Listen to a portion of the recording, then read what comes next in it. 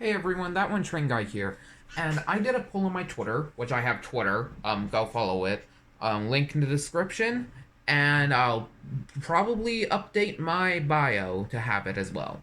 So, anyways, yeah, and basically I was about to hit 200 followers, so I decided to do a poll and see who won. And basically all the before and the Northwestern locomotives won. So we are here today. Let's start with one that's a technicality. Timothy. Okay, so I came up with this really elaborate explanation to why he has 0 on his side tanks. And here's the thing. He wasn't owned by the Northwestern. Yet he wasn't owned by any particular company before the Northwestern. He was a conjoint. Basically, he was bought by all of them. And, well, when it formed like a month later, he just got the number 0 as he was technically bought by all of them. And it wouldn't mess up any of their numbering systems because they all had different amount of locomotives. So, yeah. There's Timothy. Now let's move on to the Tidmouth Napper Nose Bridge. Let's start off with the worst of the two. Andy. He was made to look like just a bunch of parts thrown together, which he was. Like cardboard, some Lego, popsicle stick, and, well, one railway chassis. That's how he was made, so, he's very much supposed to be disposable. And, well, he is the only one I will consider that has a unknown fate. He's unknown on what happened to him. He could be alive or he could have been scrapped. So let's get to Glenn. Yeah. Glenn is a very, very particular, or was definitely one of my favorites. Ertl Thumperface, Jenga Brick for his, well, where his face goes. I know there's probably some parts or some of the steam locomotive parts stored in here, but I just don't know what it's called at the moment. We've got his boiler and his chimney here. These were made using a couple of sticks.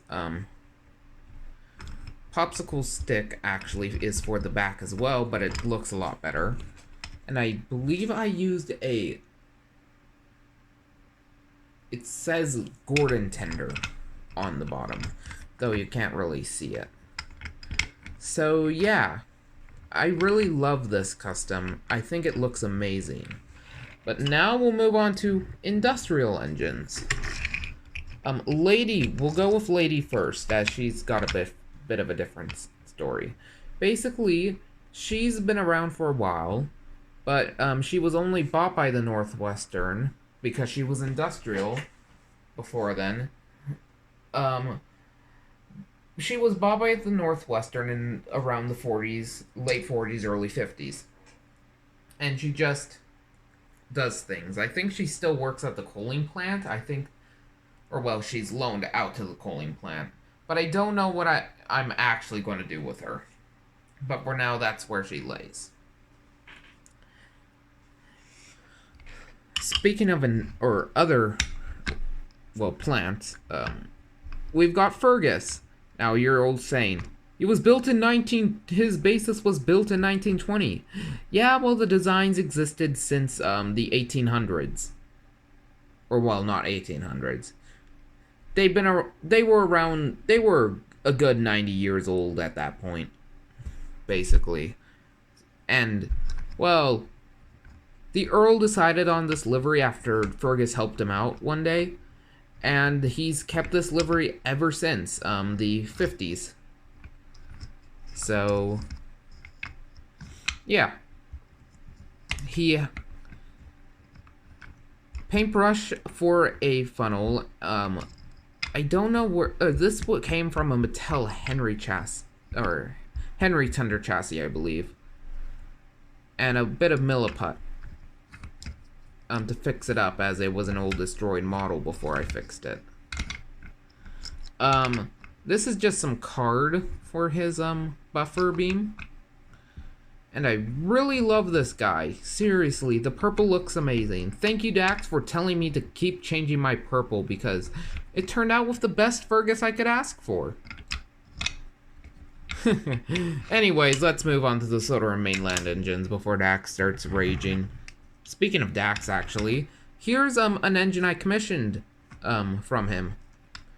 It's Neil, and I love it. And basically, if you want a full explanation on him, on how he was built, check out Dax's channel. He has one, but basically paintbrush, some sticks, and some cardboard, and his running board was removed because Neil didn't have one. And I love this, and it's literally become one of my favorite models I have in my collection. So, my next engine, Emily. Now, Emily's weird, or well, weirder than normal. She was owned by a railway near Great Waterton. It ran from Great Waterton to Ballyhoo. Basically, what happened is that one day, the funds were getting low, really low, so they sold off Emily, who was definitely the most expensive of the three that they could sell off, because there were 3 engines on the railway, and she was sold to the Solar and Mainland. She arrived around 1909, 1910, making her the latest member, but definitely one of the most useful. And, well, she basically helped out, or took over the express services from Neil on the Solar and Mainland. And she very much did help them out of some the struggles that they had. She is one of the 3 surviving ones as well, Neil being one of them as well. And, well, how I made the model? Wood Emily with some push-along wheels. She has a wheel. I had it earlier. Wheel. Okay, the wheel thing. I made most of it using, I had to reshape the boiler using a bit of milliput after I cut it down, and well, whatever that is, using milliput as well. I literally just had it as well. Oh well. Clive and Matthew. Matthew's the older model and needs a bit of work, so let's start with him. I get this is off-center, and I hate it as much as you do, but I need to do something to fix it, and I can't do that right now. So in the meantime, yeah, he is the 3rd and final surviving member. And basically what happened with him is that he was put into the museum at Vickerstown during the 30s, as he decided it was time for him to retire. Basic.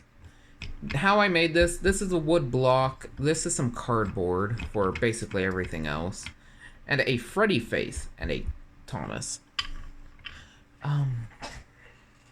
Wait. Cylinder. Yeah, whatever. Anyways, Clive. Clive is dead. I'm saying this now. He kind of got squished. He got crushed between 2 trains after he collided head-on with one. So yeah. He only arrived first because he was very underdeveloped, which ended up failing him during 1914. So he very much crashed because he was underdeveloped. Neil and Matthew are older, but he arrived first because of the reasons of him being underdeveloped, so they could send him out sooner. He uses an Earl Thomas face and some card for his buffers instead of cardboard.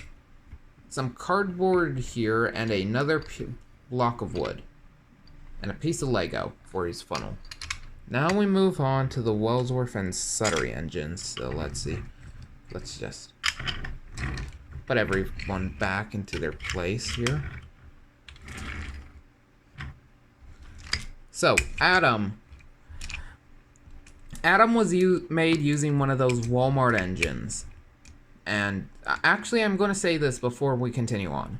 There were 2 different sets. The original set, all but one was sold off. They were 060 saddle tanks. And then they bought new ones.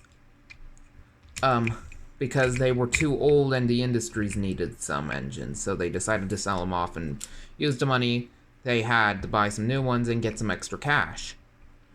So yeah, Adam was made using one of those Walmart brand engines. He uses a mighty face and a bit of clay to make the rest of his details here. I love how this turned out because, dear lord, does it just look so good.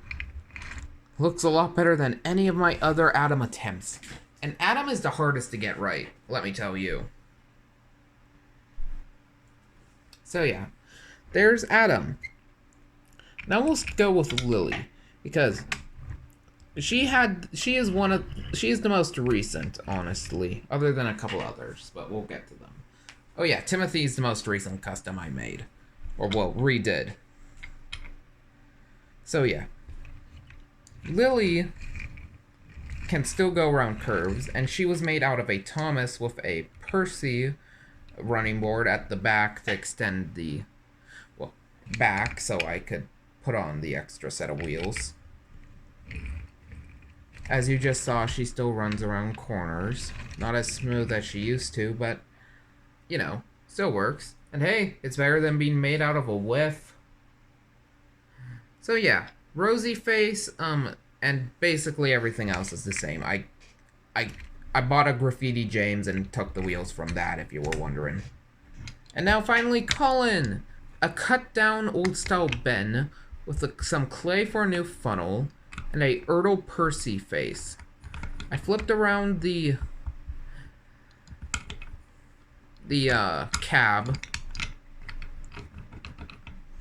and gave his bunker some new some weathering.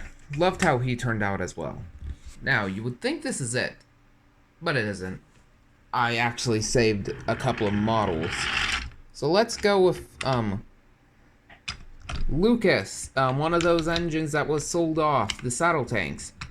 Billy and Charlie are also there. And yeah, I really love how this guy turned out. He uses a take and play Percy face. He's made out of a Billy. I cut the cab off, painted him blue, and weathered him to heck and back. He's basically used at a coal mine, at a coal colliery, which is why he looks like this. And he's got a semi-rivalry with Spencer because they're both owned by the Northwestern. But one's used for clean work and was privately owned. Spencer was sold off during the 70s after low funds from Duke and Duchess. And they wanted to see the world, so... And, well, Lucas, who was named by Cameron, you should go subscribe to him, the Great Western Scot on YouTube. And Lucas is a very, hardworking and loves to get, dirty, basically. He loves the grime that shows that he's a really useful engine. And now, let's move on to Sunny. Yes, this is my version of Sunny. He was basically, after the closure of his, after the closure of his line, of which was the Great Waterton line, he was stolen by thieves, obviously. And, well, he ended up going around the UK until the thieves were caught. Sunny explained his side, and he was given back to the Northwestern, as technically that would be their property, as it was stolen. And now he just is in the museum as one of the oldest engines,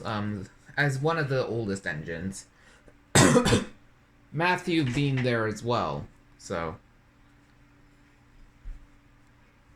Yeah, basically Sunny. Made out of a mic and a duck. Duck for the cab, Mike for the front, and a Ventures Gina for the smoke box. The James face is temporary because I don't have any other face. This came off of a push along graffiti James, by the way. The face. I really love how he turned out, and I love my my adaptation of him. And finally, we've got one that you guys will, some of you might recognize, but a majority of people won't. Dusty.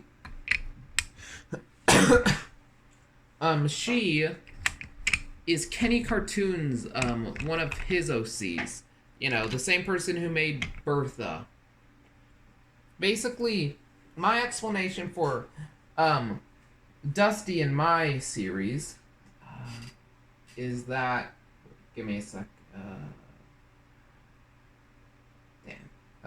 Anyways, yeah, she was basically made. She was a her own build basically. She was based off an engine by the Furness or Midland, I can't remember, but she had her own modifications. And basically what happened is that when the railway closed down, she was put in a shed near Ballyhoo. And, well, Oliver's discovery bait, or Oliver's find, I believe it's called, either way, happened, and when Oliver crashed into the shed, he found Dusty. And, well, Dusty was restored and now works on the Farquhar branch. Yes, Dusty ended up replacing Bloomer. Oh well. Anyway, so yeah, let's get on to how I made the model. The tender is has Emily's wheels from a Thomas Wood Emily from 2018. And this is a push along Rebecca tender. Surprisingly, with the top off. Really like how that turned out. Now, Dusty herself uses a Earl Thomas face. By the way, if you're painting faces, Earl Thomas faces are the best. Literally, they can give you their base shape, so they basically, you can draw any face you want on it. And, yeah. I had to cut off, for Emily Chassis, obviously, she is a 222. She has a cab. This is a James model, basically. Yeah, James model. Had to cut out part of the running board and added a wheel. Not a wheel cover. Yeah, I added a new part of the running board plus the things here. I can't remember their name. Dear Lord.